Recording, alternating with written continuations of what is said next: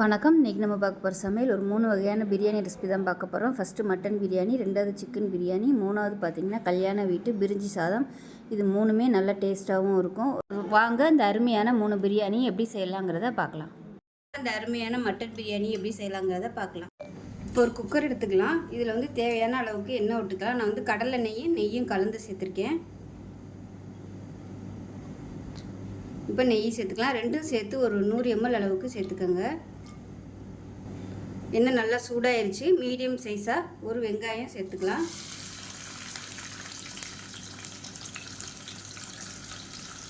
நான் வந்து 200 கிராம் அளவு தான் அரிசி எடுத்திருக்கேன். ஒரு 2 பேர் சாப்பிட்ற மாதிரி அந்த அளவுக்கு தான் செய்கிறேன். ஒரு கைப்பிடி வரும் இந்த பெரிய வெங்காயம். அந்த அளவுக்கு மட்டும் வெங்காயம் சேர்த்துக்கோங்க. வெங்காயம் நல்லா ப்ரௌன் கலரில் வதங்கட்டும். இப்போ வெங்காயம் வதங்கிட்டு இருக்கையிலே புதினா கொத்தமல்லி சேர்த்துக்கலாம். எண்ணெயிலே வதக்கிட்டோம்னா நல்லா வதங்கிடும். சும்மா கொஞ்சமாக சேர்த்துக்கோங்க, ரொம்ப சேர்க்க வேணாம். இப்போ பாருங்கள், வெங்காயம் வந்து நல்லா செவக்க ஆரம்பிச்சிருச்சு. இதுக்கு மேலே விட்டோம்னா கருகி போயிடும். இப்போ இந்த ஸ்டேஜில் பொடி சேர்த்துக்கலாம். இதில் பார்த்திங்கன்னா 1/2 டேபிள் ஸ்பூன் மிளகாத்தூள், 1/4 டேபிள் ஸ்பூன் கரம் மசாலா, அதாவது பட்டை, கிராம்பு, ஏலக்காய், இது 3 வந்து நான் பொடிச்சு வச்சுருக்கேன். அந்த பொடியை தான் நான் அதில் வந்து சேர்த்துருக்கேன். இப்போ எண்ணெயிலே நல்லா அதை வதக்கி விட்டுக்கலாம். அப்போ தான் நல்ல ஒரு கலர் கிடைக்கும். இப்போ இதில் இஞ்சி பூண்டு பேஸ்ட்டு சேர்த்துக்கலாம். இது வந்து ஒரு 50 கிராம் அளவு இருக்கும், ரெண்டும் சேர்த்து. இஞ்சி பூண்டு அரைக்கையில் ஒரு 3 சின்ன வெங்காயமும் சேர்த்து அரைச்சிருக்கேன். ஏன்னா நம்ம இஞ்சி பூண்டு வந்து கொஞ்சமாக யூஸ் பண்ணுறதுனால அரைபடாது நைஸாக. அதனால் 2 சின்ன வெங்காயம் சேர்த்து அரைச்சிங்கன்னா உங்களுக்கு பிரியாணி நல்லா டேஸ்ட்டாகவும் இருக்கும், சீக்கிரமாகவும் அரைப்பட்டுரும். இஞ்சி பூண்டு பேஸ்ட் நல்லா வதங்கிருச்சு. மீடியம் சைஸாக ஒரு தக்காளி சேர்த்துக்கலாம். ஒன்று சேர்த்திங்கன்னா போதும். இது நல்லா மசிஞ்சு வரட்டும். இப்போ தக்காளி நல்லா மசிஞ்சு வரட்டும். இதில் பார்த்திங்கன்னா நான் இன்றைக்கி எடுத்துருக்க அரிசி துளசி அரிசி தான் எடுத்திருக்கேன். நான் வந்து ஜீரக சம்பா தான் அதிகமாக போட்டிருக்கேன், துளசி ரைஸில் வந்து போடலை. இது வந்து நல்லா கழுவிட்டு நல்லா 1 மணி நேரம் ஊற வச்சுருக்கேன். கழுவிட்டு சுடுதண்ணி வந்து ஊற்றி வச்சுருக்கிறேன். இப்போ இந்த தண்ணியை வந்து நம்ம எடுத்துருவோம். இருத்துட்டு வடிகட்டி வச்சுக்கலாம். ஏன்னா சுடுதண்ணி ஊற்றினோம்னா அந்த சாதம் அரிசியில் உள்ள கஞ்சி பசை எல்லாமே அந்த சுடுதண்ணியில் இறங்கிடும். நமக்கு சாதம் வந்து நல்லா பொலன்னு உதிரியாக கிடைக்கும். அதுக்காக தான். ஆனால் அந்த துளசி அரிசி வந்து நல்லா 1 மணி நேரமாவது நீங்கள் ஊற விடணும். அப்போ தான் உங்களுக்கு நல்லா சாஃப்டாக வரும். இதுவே ஜீரக சம்பா அரிசியாக இருந்தால் 20 நிமிஷம் ஊற வச்சா போதும் நமக்கு. இந்த அரிசி எப்பயுமே 1 மணி நேரம் ஊற வைக்கணும். நான் வந்து 1 மணி நேரம் ஊற வச்சுட்டேன். இப்போ இதில் வேக வச்ச மட்டனை சேர்த்துக்கலாம். நான் வந்து 200 கிராம் அரிசி எடுத்ததுனால அதே அளவுக்கு 200 கிராம் மட்டன் வந்து கொஞ்சமாக உப்பு, மிளகாத்தூள் போட்டு வேக விட்டு எடுத்து வச்சுருக்கேன். தண்ணி வந்து தனியாக எடுத்து வச்சுருக்கேன். இப்போ இந்த வெறும் மட்டனை மட்டும் போட்டு நம்ம கொஞ்சம் வறுத்துக்கலாம் அந்த எண்ணெயில். இப்போ தான் மசாலா எல்லாமே கொஞ்சம் பிடிக்கும். இப்போ இதில் பார்த்திங்கன்னா மட்டன் வேக வச்ச தண்ணி 3 டம்ளர்கிட்ட இருக்குது. நான் வந்து இந்த டம்ளரில் தான் எடுத்திருக்கேன் அரிசி. ஸோ அதனால் இந்த டம்ளரில் 4 டம்ளர் தண்ணி வைக்க போகிறோம். 1 டம்ளருக்கு 2 டம்ளர் தண்ணி. நான் 2 எடுத்ததுனால 4 டம்ளர் தண்ணி. இப்போ இதில் 3 டம்ளருக்கு தண்ணி இருக்குது. 1 டம்ளருக்கு தண்ணி ஊற்றிட்டு இப்போ இந்த தண்ணியை வந்து நம்ம நல்லா கொதிக்க வச்சுக்கலாம். ஏன்னா இப்போ இந்த மசாலாலாம் நல்லா வதக்கி இருக்கும். அதனால தண்ணியை கொதிக்க வச்சு ஊற்றினோம்னா அந்த டேஸ்ட் வந்து நல்லா மெயின்டைன் ஆகும். இந்த தண்ணி வந்து நல்லா சூடாகட்டும். துளசி அரிசிக்கு வந்து கொஞ்சம் வேகிறதுக்கு தண்ணி தேவைப்படாதனால 2 பங்கு தண்ணி வச்சிங்கன்னா தான் கரெக்டாக இருக்கும். அதே மாதிரி நல்லா 1 மணி நேரம் ஊற வைக்கணும். இது வந்து தம்மில் தான் நான் போட போகிறேன். இப்போ பாருங்கள், மட்டனை நல்லா வதக்கியாச்சு. இப்போ இதில் வந்து நம்ம இந்த சூடு பண்ண தண்ணியை சேர்த்துக்கலாம்.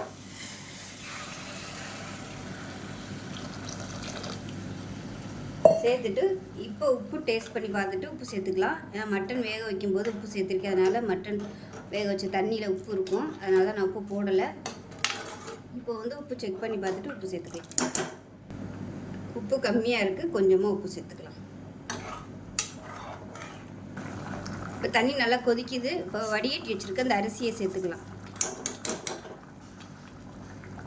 தண்ணி வந்து ஈரம் இருக்கக்கூடாது. சேர்த்துட்டு நல்லா கலந்து விட்டுடலாம்.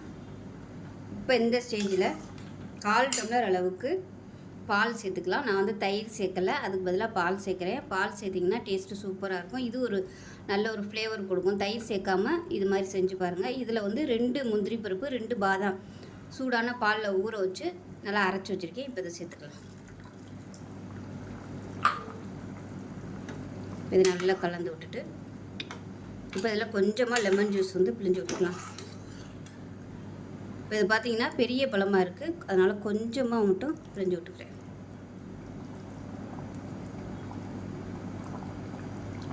பாதி தான் பிழிஞ்சிருக்கேன்.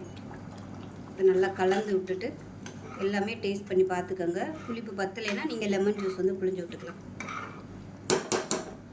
அது நல்லா கொதிக்குது. இப்போ அடுப்பு நல்லா மீடியத்தில் வச்சுருங்க. மீடியத்தில் தண்ணி வந்து நல்லா வற்ற விட்டுக்கலாம். ஏன்னா நம்ம தம் போடுறதுனால ஹை ஃப்ளேமில் இருந்துச்சுன்னா தண்ணி சீக்கிரமாகவே வற்றிடும். சாதம் வந்து தம் போட்டாலும் சரியாக வேகாது, வித விதையாக இருக்கும். அதனால் சிம்மர்லேயே வச்சு நல்லா கொதிக்க விட்டுக்கோங்க. அப்போ தான் அரிசி நின்று வேகும். இந்த பிரியாணிக்கு நான் யூஸ் பண்ணியிருக்க கரம் மசாலா ஏற்கனவே வீடியோ போட்டிருக்கேன். அதாவது பட்டை வந்து 50 கிராம் எடுத்திங்கன்னா ஏலக்காய் 25 கிராம், 25 கிராமில் பாதி வந்து கிராம்பு எடுக்கணும். ஸோ இந்த அளவில் தான் எடுத்து வெயிலில் நல்லா காய போட்டுட்டு அரைச்சி வச்சுருக்கேன். அரைச்சிட்டு நம்ம ஃப்ரிட்ஜில் ஸ்டோர் பண்ணி வச்சோம்னா எப்போனாலும் நம்ம யூஸ் பண்ணிக்கலாம், கெட்டு போகாது. ஸோ அந்த பொடி தான் இன்றைக்கி யூஸ் பண்ணியிருக்கேன். 50 கிராம் பட்டை, 25 கிராம் ஏலக்காய், அதில் பாதி கிராம்பு. இப்போ பாருங்கள் தண்ணி நல்லா வற்றிருச்சு. இப்போ வந்து நம்ம தோசைக்கல் வந்து நான் பக்கத்தில் சூடு பண்ணி வச்சுருக்கேன். இப்போ நல்லா மட்டைப்படுத்தி விட்டுட்டு விருப்பம் இருந்தால் நீங்கள் வந்து நெய் சேர்த்துக்கலாம். தாராளமாக நெய் சேர்த்திங்கன்னா சூப்பராக இருக்கும் பிரியாணிக்கு. உங்களோட விருப்பம் தான். நெய் வந்து எவ்வளோ சேர்க்குறீங்களோ அவ்வளோ நல்லாயிருக்கும் பிரியாணி. ஸோ எனக்கு வந்து பிடிக்குங்கிறதுனால நான் வந்து கொஞ்சம் கூட சேர்த்துருக்கேன் நெய்.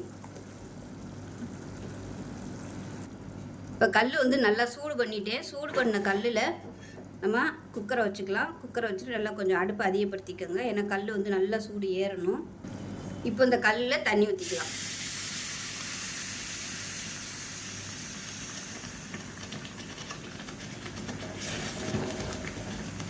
இந்த மாதிரி தண்ணி ஊற்றுனீங்கன்னா உங்களுக்கு அடி பிடிக்காது குக்கரில்.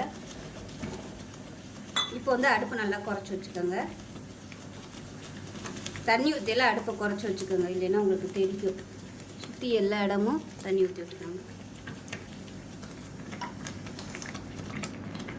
இப்போ சாதத்தை ஒரு தடவை மேலாப்பில் கிளறி விட்டுக்கோங்க.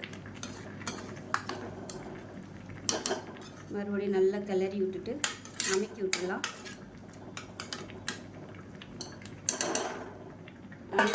நல்லா கிச்சனை மூடுற மாதிரி ஒரு தட்டு வச்சுக்கோங்க. தட்டு வச்சுட்டு இங்கே வந்து ஒரு பாத்திரத்தில் தண்ணி நல்லா சூடாக இருக்குது. இந்த பாத்திரத்தை அப்படியே இது மேலே வச்சிடலாம். வச்சுட்டு நல்லா ஒரு 20 நிமிஷம் தம்மாகட்டும். தம்மானதுக்கப்புறம் பார்க்கலாம். இப்போ பாருங்கள் பிரியாணி வந்து நான் தம் உடைச்சதெல்லாம் எடுக்கலை. நான் மாமனார் மாமியார் வந்துருந்ததுனால நான் அந்த பிஸியில் மறந்துட்டேன். ஸோ எல்லோரும் சாப்பிட்டுட்டு அவங்களுக்கு கொஞ்சம் கொடுத்து விட்டுட்டு சாப்பிட்டுட்டு இருக்கையில் தான் ஞாபகம் வந்துச்சு ஃபினிஷிங் எடுக்க மறந்துட்டோமே அப்படின்ட்டு. ஸோ இதுதான் பார்த்துக்கோங்க. சாதம் பாருங்கள் எவ்வளோ உதிரி உதிரியாக சூப்பராக இருக்குன்னு. டேஸ்ட்டுமே நல்லா அட்டகாசமாக இருந்துச்சு இந்த பிரியாணி. ஒரு தடவை தயிர் இல்லாமல் இது மாதிரி செஞ்சு பாருங்கள். நான் ஏற்கனவே இதே மெத்தடில் சிக்கன் வந்து போட்டிருக்கேன். ஸோ சிக்கனும் பண்ணிக்கலாம், பிரியாணியும் பண்ணிக்கலாம். அருமையாக இருக்குது. இன்னும் நைட்டு சாப்பிட இன்னும் நல்லா உதிரி உதிரியாக வந்துடும். இப்போவே நல்லா இருக்குது பாருங்கள்.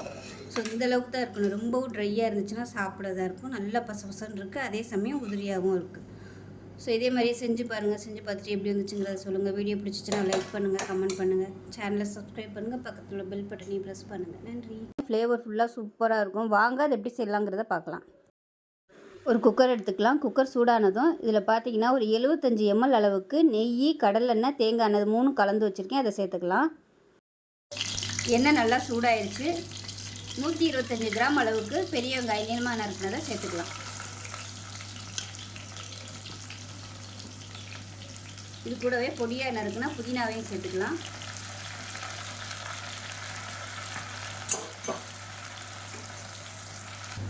வெங்காயம் வதங்குறதுக்கு உப்பு சேர்த்துக்கலாம். வெங்காயம் நல்லா ப்ரௌன் கலரில் வதங்கணும்.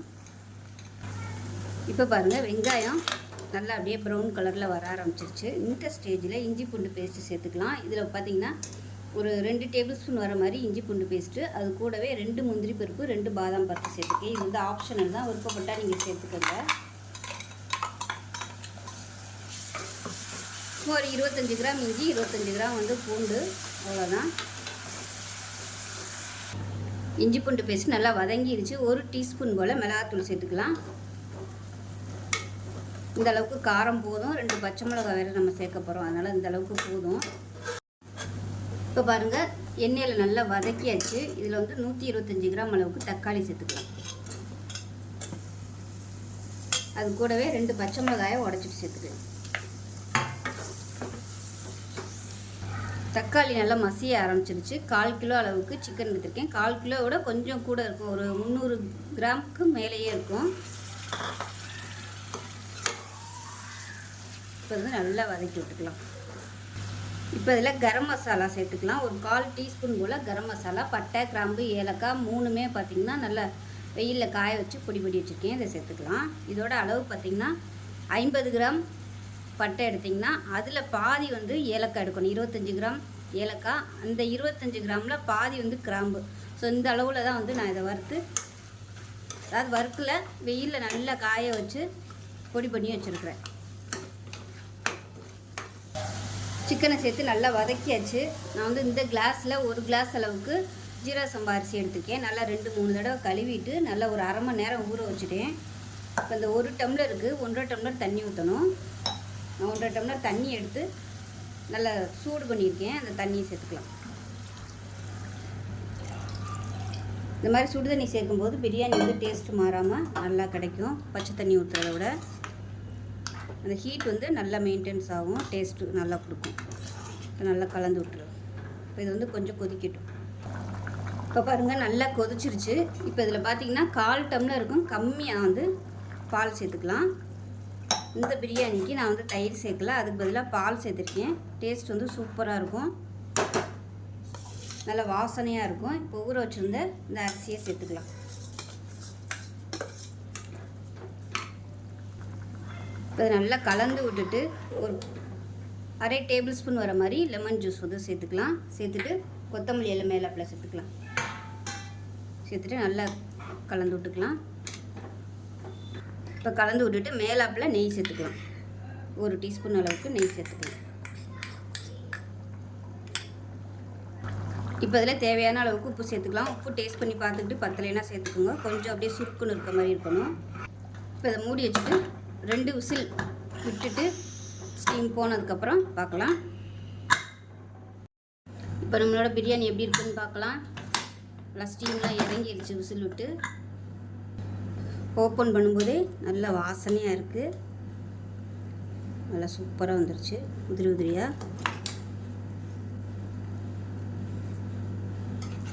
கொஞ்சம் ஆறுச்சுன்னா நல்லா சூப்பராக வந்துடும். அவ்வளோ அருமையான பிரியாணி ரெடி ஆயிடுச்சு. எப்பயும் போல் தயிர் ஊற்றி பண்ணாமல் இது மாதிரி பால் ஊற்றி பண்ணுங்கள், சூப்பராக இருக்கும். டேஸ்ட் நல்லா அட்டகாசமாக இருக்கும், நல்ல ஃப்ளேவராக இருக்கும். நீங்கள் ஒரு தடவை இது மாதிரி ட்ரை பண்ணி பார்த்துட்டு எப்படி வந்துச்சுங்கிறத சொல்லுங்கள். வீடியோ பிடிச்சிச்சின்னா லைக் பண்ணுங்கள், கமெண்ட் பண்ணுங்கள், சேனலை சப்ஸ்கிரைப் பண்ணுங்கள், பக்கத்தில் உள்ள பெல் பட்டனையும் ப்ரெஸ் பண்ணுங்கள். நன்றி. ஸோ வாங்க இந்த அருமையான பிரிஞ்சி சாதம் எப்படி செய்யலாங்கிறத பார்க்கலாம். இப்போ ஒரு பேன் எடுத்துக்கலாம். அதாவது நான் வந்து பிரியாணி செய்கிற மாதிரி ஒரு கடாய் எடுத்திருக்கேன். இப்போ இதில் வந்து எண்ணெய் சேர்த்துக்கலாம். எண்ணெய் வந்து ஒரு 150 ml அளவுக்கு எண்ணெய் சேர்த்துக்கலாம். இப்போ எண்ணெய் நல்லா சூடாகிட்டுருக்கு. ஒரு பிரியாணி இலை, 2 துண்டு பட்டை, 2 கிராம்பு, 2 ஏலக்காய் சேர்த்துக்கலாம். இப்போ பாருங்கள் மசாலா வந்து பொரிய ஆரம்பிக்குது. இப்போ இதில் நீளமாக நறுக்குன பெரிய வெங்காயம் ஒரு 100 கிராம் அளவுக்கு சேர்த்துக்கலாம். நான் வந்து 1/4 கிலோ அளவுக்கு அரிசி எடுத்துருக்கேன். ஸோ அந்த அளவுக்கு தான் நான் வந்து சேர்க்குறேன் மசாலா எல்லாமே. இப்போ இது வந்து நல்லா அப்படியே செவந்து ப்ரௌன் கலரில் வரணும். இப்போ வெங்காயம் ஓரளவுக்கு நல்லா வதங்கிருச்சு. இந்த ஸ்டேஜில் இஞ்சி பூண்டு பேஸ்ட் வந்து சேர்த்துக்கலாம். இஞ்சி ஒரு 25 கிராம், பூண்டு வந்து ஒரு 25 கிராம், ரெண்டும் சேர்த்து 50 கிராம் அளவுக்கு எடுத்துருக்கேன். அதை சேர்த்துக்கலாம்.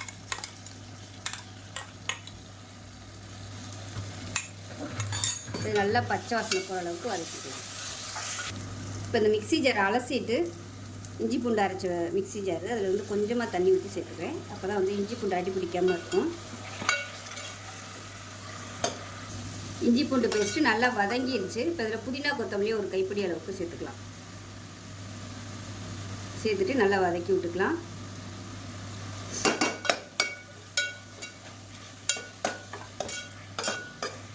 புதினா சேர்த்து வதக்கியாச்சு. மீடியம் சைஸாக 2 தக்காளி 100 கிராம் அளவுக்கு இருக்கும், இதை சேர்த்துக்கலாம்.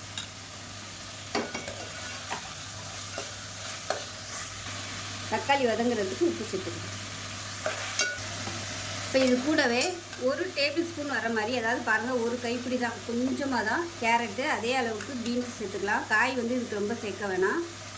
அதே மாதிரி ஒரு கைப்பிடி வர அளவுக்கு உருளைக்கிழங்கு பொடியாக கட் பண்ணிக்கங்க, அதையும் சேர்த்துக்கலாம். இது எல்லாத்தையுமே நல்லா வதக்கிக்கலாம். அந்த தக்காளி நல்லா மசிஞ்சு வரணும். இது கூடவே 3 பச்சை மிளகாயும் சேர்த்துக்கலாம். இப்போ தக்காளி நல்லா வதங்கிருச்சு.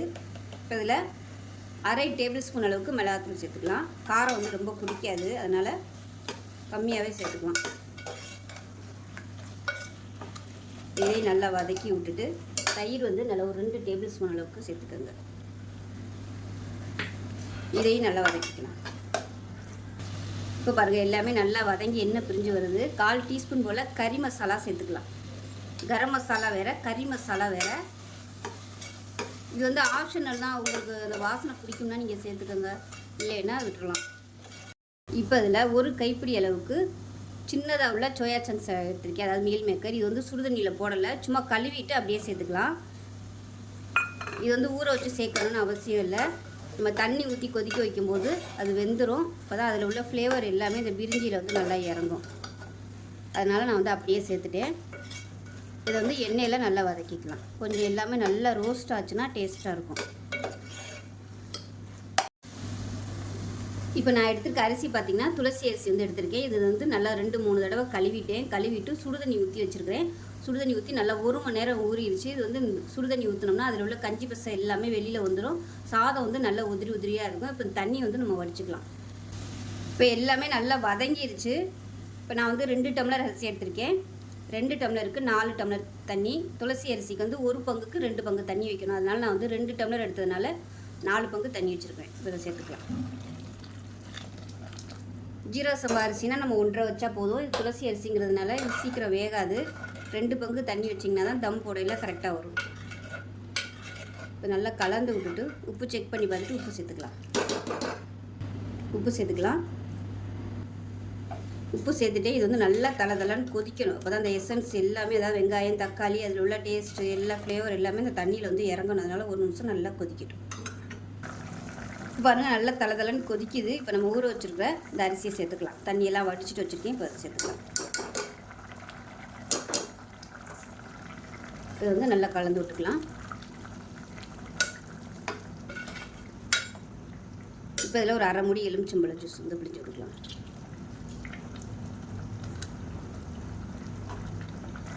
இப்போ பார்த்திங்கன்னா நல்லா கொதிக்க ஆரம்பிச்சிருச்சு. அடுப்பு வந்து நல்லா சிம்மில் விட்டுருக்கோங்க.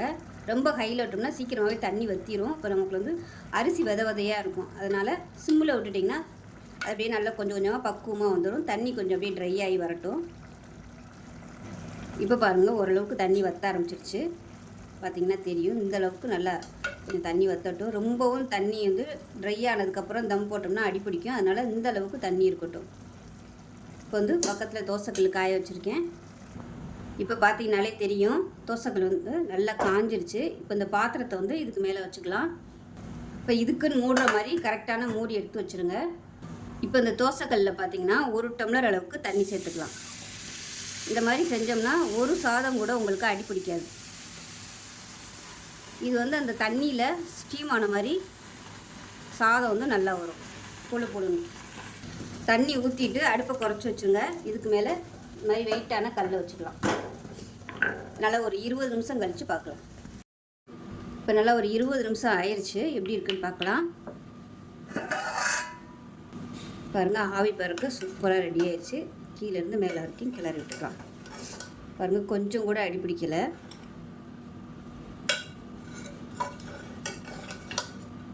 பாருங்கள் சாதமும் சூப்பராக வந்துருக்கு. நல்லா உதிரியாக வந்துருச்சு. சாதம் நல்லா ஆற சூப்பராக வந்துடும்.